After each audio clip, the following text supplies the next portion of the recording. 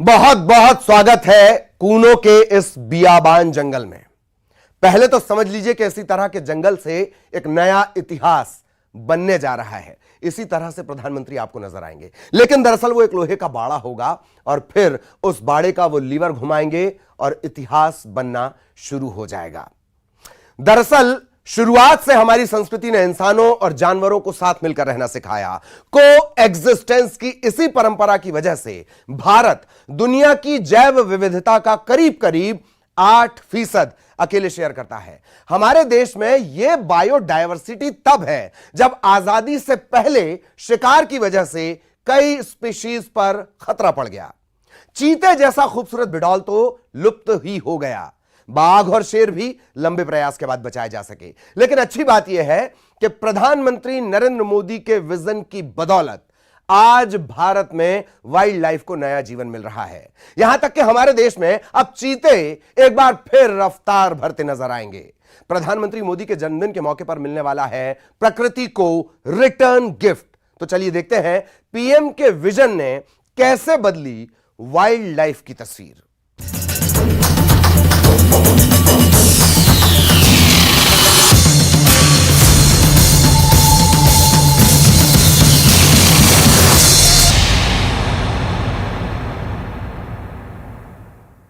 वैसे तो जन्मदिन पर तोहफा उसे दिया जाता है जिसका जन्मदिन मनाया जा रहा है, लेकिन पीएम नरेंद्र मोदी इस बार अपने जन्मदिन पर सिर्फ एमपी को नहीं बल्कि पूरे भारत को बड़ा तोहफा देने जा रहे हैं।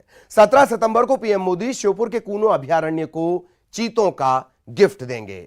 इस मौके पर पीएम मोदी खुद कूनो में ही मौजूद रहेंगे।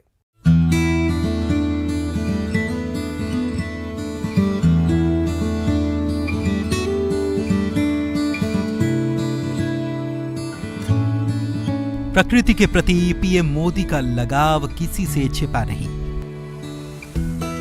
पशु पक्षियों के लिए उनका प्यार कभी उनके संदेशों तो कभी तस्वीरों में नजर आता है। कभी वो गर्मियों में पक्षियों को दाना पानी देने के लिए कहते हैं तो कभी स्ट्रीट डॉग्स के लिए प्यार भरा बर्ताव रखने की अपील करते हैं। पर्यावरण संरक्षण और प्रकृति की रक्षा के लिए उनके विचार वैश्विक मंचों पर भी दुनिया का ध्यान खींचते हैं। उनकी यही वो सोच है जिसकी बदौलत अब भारतीयों को चीता देखने के लिए अफ्रीकन देशों में जाने की जरूरत नहीं पड़ेगी।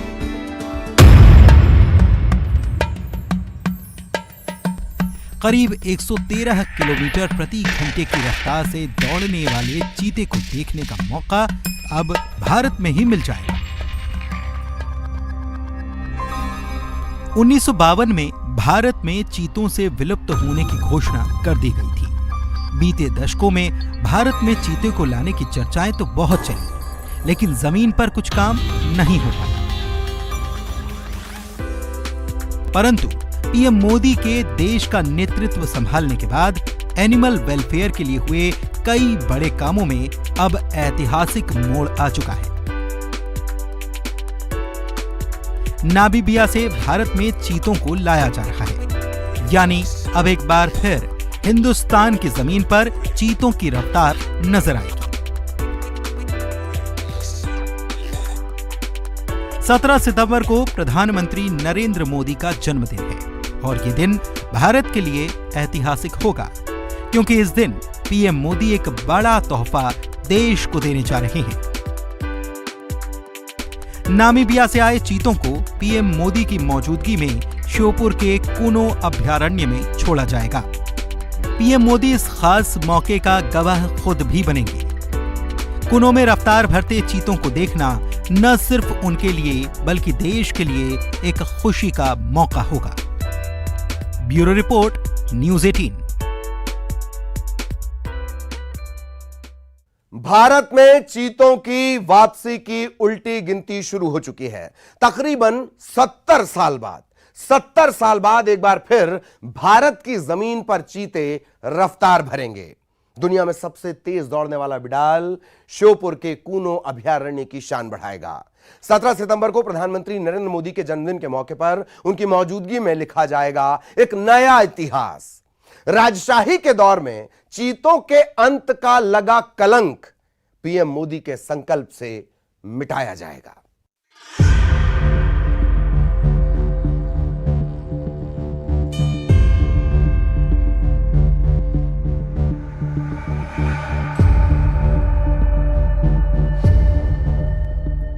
बगैर चीतों के मेरा शिकार पर निकलना नामुमकिन था। हालांकि मैं बाघों का शिकार ज्यादा करता था, लेकिन मेरे चीते एक साथ दर्जनों हिरण दबोच लेते थे। वैसे बिगड़ैल चीतों को मारना मेरा भी शौक है। ये लिखा था मुगल शासक जहांगीर ने अपनी आत्मकथा तुजू के जहांगीरी में। हो सकता है मुगल शासकों के लिए फख्र की बात रही हो, लेकिन शासकों के इसी शौक ने हिंदुस्तान की जमीन से दुनिया के सबसे तेज दौड़ने वाले खूबसूरत प्राणी का नामो निशान मिटा दिया। राजस्थान, मध्य प्रदेश, बिहार, गुजरात, पंजाब, सिंध, यूपी से लेकर गंगा बेसिन के जंगलों तक रफ्तार भरने वाले हजारों चीते 1948 आते आते विलुप्त हो गए। शासकों के शौक का शिकार बने चीतों का भारत भूमि से सफाया वो कलंक था जिसका दाग मिटाने का संकल्प लिया प्रधानमंत्री नरेंद्र मोदी ने। हालांकि भारत में चीतों को बसाने की कोशिशें पहले भी हुई। 1952 में ईरान से एशियाई चीते लाने की कवायद चली, लेकिन मिशन फेल हो गया। ऐसी कोशिशें कुछ एक बार और हुई, लेकिन नतीजा कुछ नहीं निकला। एक वक्त ऐसा भी आया जब चीतों के लॉस्ट वर्ल्ड को वापस हासिल करना एक अधूरा ख्वाब बन चुका था, लेकिन पीएम मोदी की अगुवाई में चीतों को भारत में फिर से बसाने का प्रोजेक्ट रफ्तार पकड़ने लगा। हालांकि इसमें दो मुश्किलें थीं। पहला ये कि चीतों के लिए बेहतर हैबिटेट कहां होगा, और दूसरा अफ्रीकी देशों से चीतों को भारत लाना। अफ्रीकी देशों से चीतों को भारत लाने की योजना में सबसे बड़ा फायदा मिला पीएम मोदी की वैश्विक नेता की छवि का। 20 जुलाई 2022 को नामीबिया और भारत सरकार के बीच ऐतिहासिक समझौते के तहत चीतों के भारत आने का रास्ता साफ हो गया। नामीबिया के साथ चीतों की शिफ्टिंग का समझौता सुनने में जितना आसान लगता है, असल में उतना नहीं था। कई परेशानियां थी। पहला, नामीबिया को चीता देने के लिए तैयार करना। दूसरा, भारत के एक्सपर्ट्स को चीतों के कंजर्वेशन के लिए नामीबिया से ट्रेनिंग। तीसरा, भारत में चीतों की देखरेख के लिए नामीबियाई एक्सपर्ट्स की वक्त वक्त पर सहायता हासिल करना। लेकिन मोदी गवर्नमेंट ने इस जटिल मुश्किलों का हल निकाल लिया। भारत में चीतों को कहां बसाया जाए, इसको लेकर भी अलग अलग राय थी। मोदी सरकार ने इसमें अफ्रीकी सहयोगियों की मदद ली और वहां के एक्सपर्ट्स ने कूनों की स्टडी की। आखिरकार कूनों को चीतों के लिए मुफीद माना गया। अगर चीतों को लाना इतना आसान होता तो 70 साल का वक्त न लगता। जाहिर है यह पीएम मोदी के संकल्प, सोच और सामर्थ्य का नतीजा है कि एक बार फिर भारत में द रनिंग मशीन यानी कि चीतों की रफ्तार नजर आएगी। Bureau report, news 18।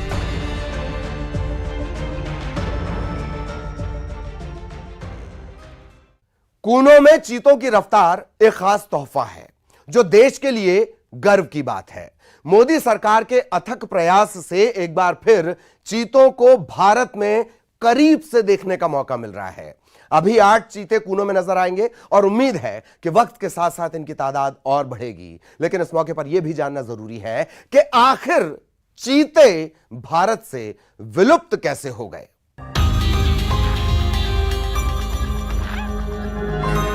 एक बार फिर चीते भारत में नजर आएंगे।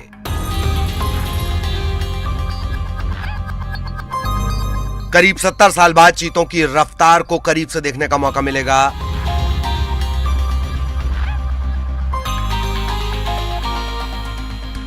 हालांकि कूनों के चीते एशियाई नहीं बल्कि अफ्रीका के हैं।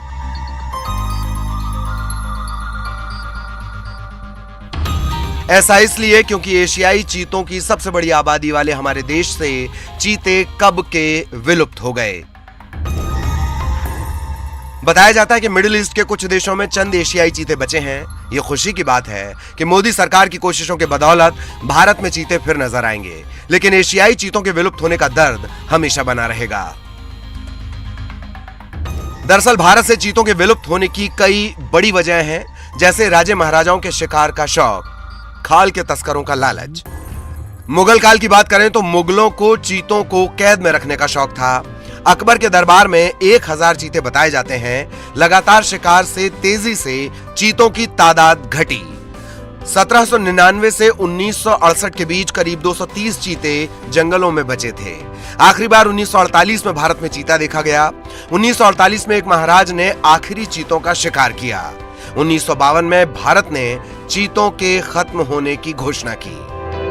दरअसल चीतों के विलुप्त होने की बड़ी वजह बनी उन्हें पालने का शौक। खास तौर पर शासक वर्ग ने चीतों को पालना शुरू कर दिया। इतिहास में 6ठी शताब्दी के बाद चीतों को पाले जाने का जिक्र मौजूद है। मुगल काल में चीतों को शिकार के लिए पाला गया। दरअसल शेर और बाघ की तुलना में चीता कम हिंसक होता है, उन्हें पालतू बनाना आसान होता है। चीतों को चंद महीने में शिकार के लिए ट्रेन किया जा सकता था। चीतों को पालतू बनाकर शिकार की ट्रेनिंग दी जाती थी। फिर राजे महाराजे उन्हें अपने साथ शिकार के लिए जंगल में लेकर जाते थे। पालतू चीतों को जंगल में शिकार के लिए छोड़ा जाता था। ट्रेंड चीते हिरण वगैरह का शिकार कर ले आते थे। चीतों को शिकार का एक टुकड़ा दिया जाता था और इससे वो संतुष्ट हो जाते थे। इंसानों के साथ चीतों का तालमेल शिकारियों के लिए बेहद मुफीद साबित हुआ। मजबूत बॉडी, हल्का वजन और बेहद फुर्तीला चीता। 113 किलोमीटर प्रति घंटे की तूफानी रफ्तार से दौड़ सकता है चीता। 0 से 100 किलोमीटर पर आवर की रफ्तार सिर्फ 3 सेकंड में हासिल कर सकता है चीता। इन खूबियों की वजह से हिरण जैसे शिकार को पकड़ने में चीतों का खूब इस्तेमाल किया गया, लेकिन चीतों को इसका खामियाजा भुगतना पड़ा। चीतों को पालतू बनाने की वजह से धीरे धीरे उनके शिकार की प्रवृत्ति कम होती गई। साथ ही मादा चीते शावक को जन्म तो दे देती थीं, लेकिन पिंजरे में रखे जाने की वजह से मां अपने शावकों को शिकार की ट्रेनिंग नहीं दे पाती थी। इन हालात में करीब 60% शावक दम तोड़ देते थे। आगे चलकर इसका असर यह हुआ कि चीतों की नस्ल जंगल में सर्वाइवल के हिसाब से कमजोर होने लगी। इसके अलावा तस्करों ने भी उनका शिकार किया। नतीजा यह निकला कि 1948 आते आते पूरे भारत भूमि से चीतों का नामो निशान मिट गया।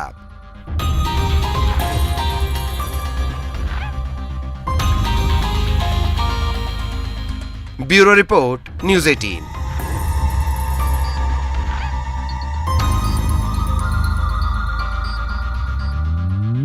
यह खास प्रस्तुति जारी है। फिलहाल एक ब्रेक की बारी है।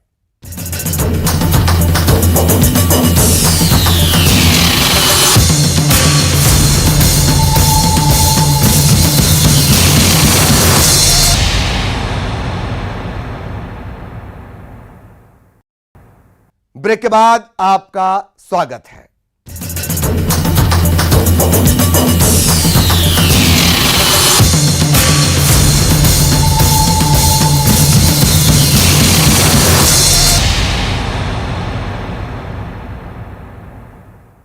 नेचर और वाइल्ड लाइफ कंजर्वेशन के क्षेत्र में ग्लोबल स्तर पर इंडिया ने अपनी एक अलग पहचान बना ली है और इसका बड़ा श्रेय प्रधानमंत्री नरेंद्र मोदी को जाता है। देश में चीतों की वापसी का मामला हो या फिर टाइगर और लायन कंजर्वेशन की बात हो, बीते कुछ सालों में लगातार बड़े काम हुए हैं। प्रधानमंत्री का होम स्टेट गुजरात का गिर अभयारण्य एशियाई शेरों का इकलौता घर है और इसका श्रेय भी पीएम मोदी को ही जाता है।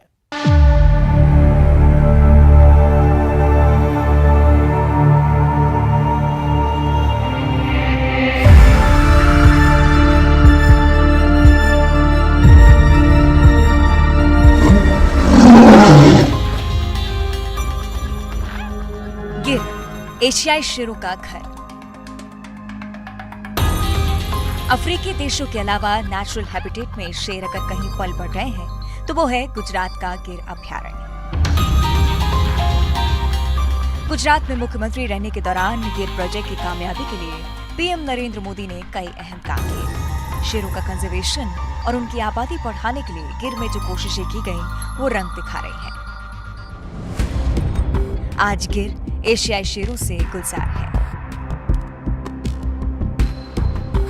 कभी खत्म होने के कगार पर पहुंच के एशियाई शेरों की संख्या गिर में लगातार बढ़ रही है।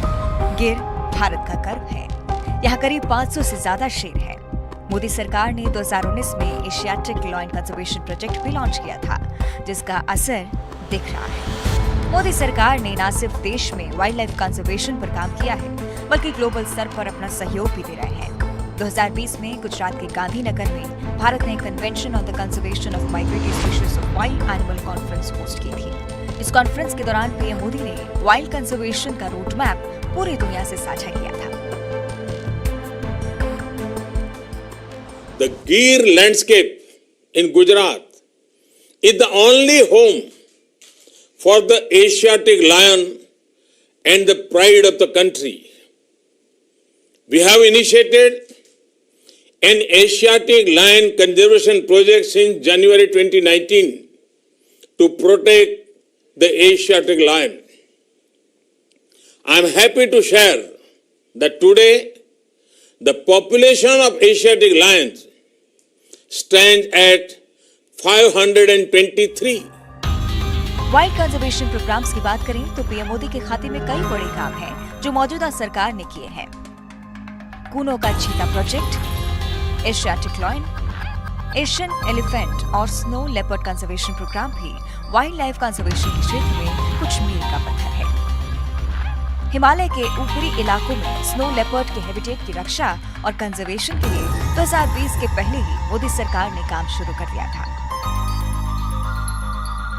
इतना ही नहीं, 12 देशों के साथ स्नो लेपर्ड कंजर्वेशन प्रोग्राम भी मोदी सरकार ने ही शुरू किया। Project Snow Leopard to protect the snow leopard and its habitat in the upper Himalayas. India recently hosted the steering committee of the Global Snow Leopard Ecosystem Program of 12 countries, which resulted in New Delhi Declaration envisaging development of country-specific framework and cooperation between countries for snow leopard conservation. मौजूदा सरकार के दौरान देश ने बाघों की संख्या double करने का बड़ा टारगेट भी हासिल किया है। आज मध्य प्रदेश टाइगर स्टेट है और तेजी से बाघों की संख्या यहाँ पर बढ़ रही है। मोदी सरकार ने वन हॉर्न राइनो के कंजर्वेशन के लिए असम, यूपी और वेस्ट बंगाल में 2019 में प्रोग्राम शुरू किया। विलुप्त होने के कगार पर पहुंच चुके द ग्रेट इंडियन बस्टर्ड की प्रजाति बचाने के लिए भी मोदी सरकार ने एक बड़ा प्रोग्राम चलाया।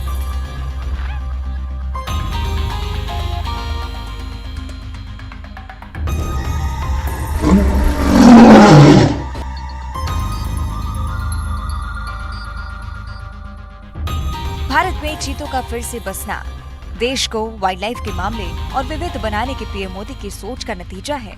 ग्लोबल बायोडायवर्सिटी का 8% शेयर करने वाला हमारा देश अब चीतों के लिए भी जाना जाएगा।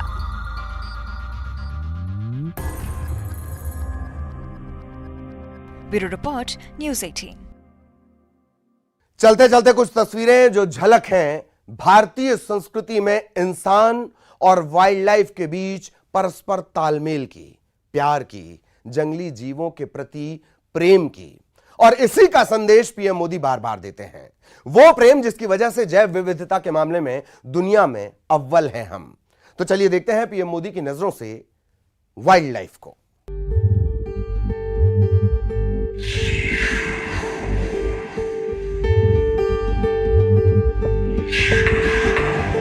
कुनू को चीतों से गुलजार करने का सपना और संकल्प पीएम मोदी की प्रकृति और पशु पक्षियों के प्रति प्यार का बड़ा उदाहरण है।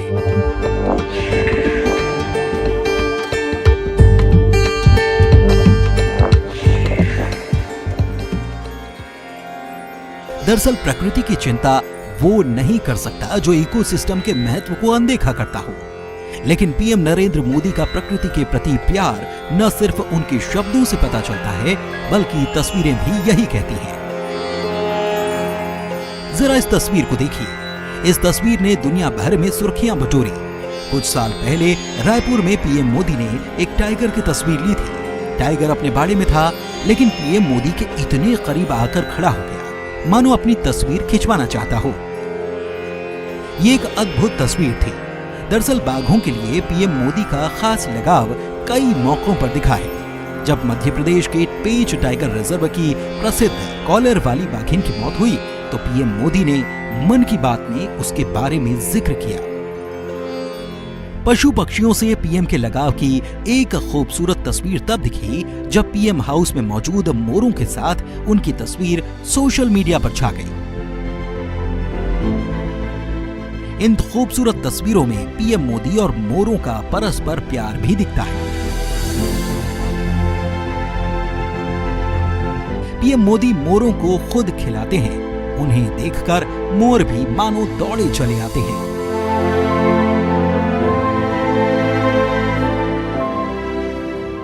पीएम मोदी ने गुजरात को भी वाइल्ड लाइफ सेंचुरी का एक बड़ा तोहफा दिया है। केवड़िया में जहां सरदार वल्लभ भाई पटेल की सबसे ऊंची प्रतिमा स्टैच्यू ऑफ यूनिटी है, वहीं बना है खूबसूरत प्राणी उद्यान। इस खूबसूरत प्राणी उद्यान से भी पीएम मोदी की पशु पक्षियों के साथ कुछ खूबसूरत तस्वीरें सामने आ चुकी हैं। पीएम मोदी ने यहां जंगल सफारी का लुत्फ उठाया था, लेकिन इस दौरान सबसे खूबसूरत वो तस्वीर थी जिसमें पीएम की बाजुओं पर तोते बैठे थे। ये खूबसूरत तोते पीएम के साथ इतने सहज थे मानो इन्हें पहचानते हों। नेशनल से लेकर ग्लोबल फोरम तक पीएम मोदी न सिर्फ पर्यावरण संरक्षण, वाइल्ड लाइफ कंजर्वेशन और ग्रीन एनर्जी की जरूरत पर बात करते हैं, बल्कि मोदी सरकार ने इस दिशा में लगातार कदम भी उठाए हैं। भारत लगातार ग्रीन एनर्जी और ग्रीन इकोनॉमी के क्षेत्र में प्रगति कर रहा है। साथ ही बायोडायवर्सिटी को बनाए रखने के लिए भी तमाम कोशिशें की जा रही हैं। पीएम मोदी न सिर्फ खुद इसे लेकर संजीदा रहते हैं, बल्कि अलग अलग मौकों पर देश की जनता को भी पशु पक्षियों से प्रेम का संदेश देते हैं। Bureau report, news 18।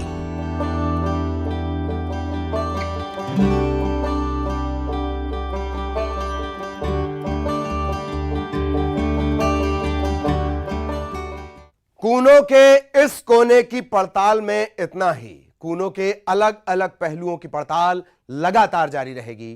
नमस्कार।